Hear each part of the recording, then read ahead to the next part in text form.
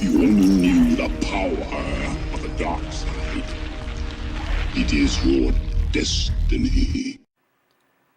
Hello everyone, it is July 1st, 2014, and I'm bringing you an article from The Nation, and it is written by Michelle Shen. And the article is titled, Temp Nation, How Corporations Are Evading Accountability at Workers' Expense. So this is at Taylor Farms in Tracy, California, and this is a major salad producer.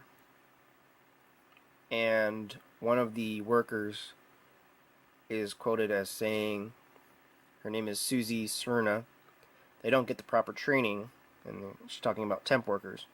Because temps are cheaper, she says that management regularly bring on workers hired through a temporary staffing agency to do the same jobs as regular workers, like her, but at lower pay rates.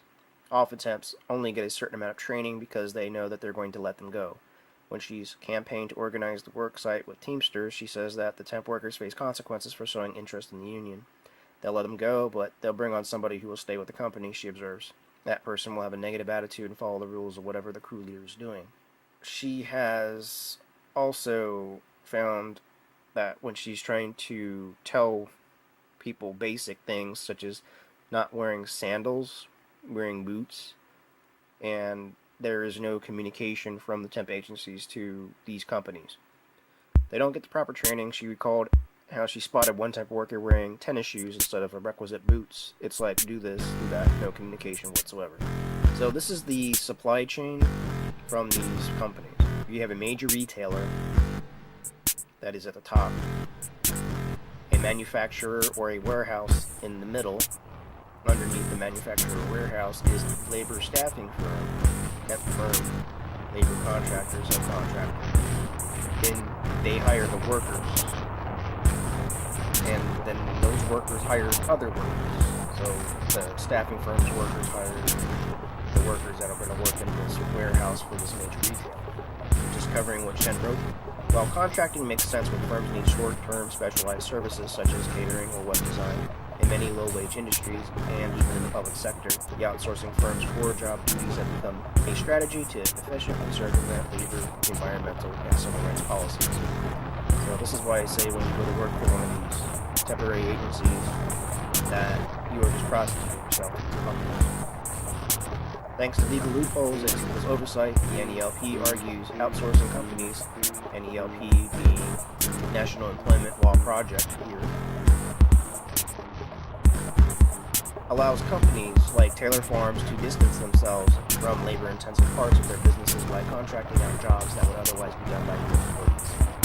The company can slaw labor costs by contracting with a staffing agency or subcontractor, which in turn drops down pay scales, extends work schedules, or downsizes the workforce to maximize profits for both firms. In addition to using manpower staffing agencies, companies circumvent labor regulations by hiring so-called independent contractors, a frequently misused category, which excludes workers from standards. In addition to using manpower staffing agencies, companies circumvent labor regulations by hiring so-called independent contractors, a frequently misused category that excludes workers from standard labor protections and benefits. In the fast food industry, a far-flung network of chain outlets under a single brand enables franchises to saddle workers with a harsh working conditions and poverty pay scales while feeding profits to the top of the corporation. Temporary work is now an industry unto itself with an estimated 2.7 million workers, one of the fastest growing sectors in the economic economy. So this is how the fast food industry, the service industry, has developed and is killing the country, along with these temp agencies to drive down labor costs, along with outsourcing and other things for skilled labor. As California's ports, where many labor disputes have erupted in recent months, the industry shift these drivers previously labeled independent contractors rather than standard employees has correlated with a 30% decline in wages between 1980 and 1995, according to NELP. Today's independent drivers remain impoverished, essentially tethered to trucking companies, and are often forced to pay for their vehicles. And she also points out, on top of low pay, the outright theft of wages has become become almost routine in many outsourcing heavy sectors. Nearly 90% of fast food workers reported experiencing wage theft among serving. Similar patterns of labor violations are prevalent in home healthcare, warehousing industries, where much of the workforce is supplied through the contracting temp agencies. And while there are many of these workers, in large part immigrants and people of color, they face extraordinarily high injury rates and constant job insecurity. They are often cheated out of workers' comp and insurance and excluded from their state's unemployment insurance benefits. So basically, they're taking out insurance on these people. They call it dead peasants insurance. And they work for these temp agencies, and then once they injure themselves trying to work for this temp agency, they are compensated, and they may get some type of benefit from going to a hospital and getting some type of temporary coverage, but that they cannot pay back. And that is why the healthcare passage for individual mandate was so important. And that's why everyone is trying to kill healthcare, or what they call Obamacare now. I'll leave a link at the bottom of the description of this, and I'll just read a little bit more, just so that everybody can get a picture of what has been happening here in the United States. Fixing the regulatory regime for outsourcing requires both new models of enforcement and reforms that target corporations' systematic evasion tactics. Some workers' groups in the farm and garment industries have brokered private codes of conduct involving multiple companies along the supply chain. The Fair Food Program, established by the Coalition of Immobilier Workers, for example, commits grocery and restaurant chains to a premium on tomatoes to be passed down to farm workers' paychecks.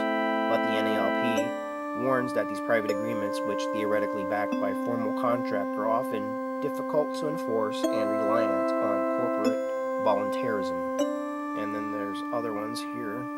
In the long term, the NALP also advocates that an even more radical approach to outsourcing abuses.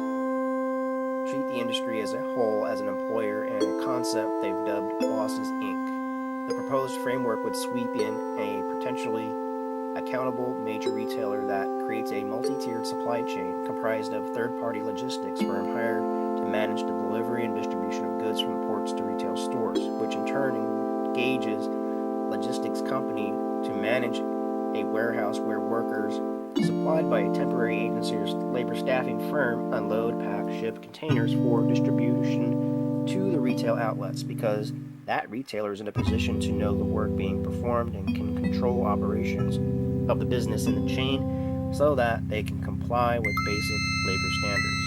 This would be particularly incisive attack on companies like Walmart, which has wielded subcontractors and contingent labor to degrade worker rights around the world, from its sweatshops in Bangladesh to its brutal warehouses in California and Illinois.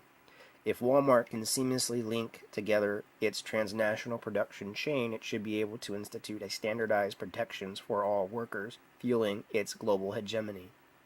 Companies manage what they measure without accountability for outsourced labor, and the workers at the margins of the market can become invisible and expendable.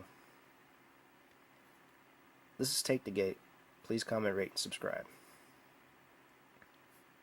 Thank you for watching.